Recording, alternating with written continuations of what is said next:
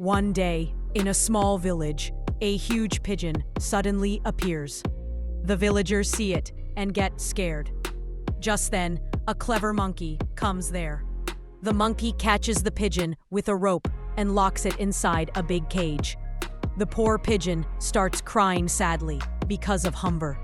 Then, from the sky, a big hen flies down into the village.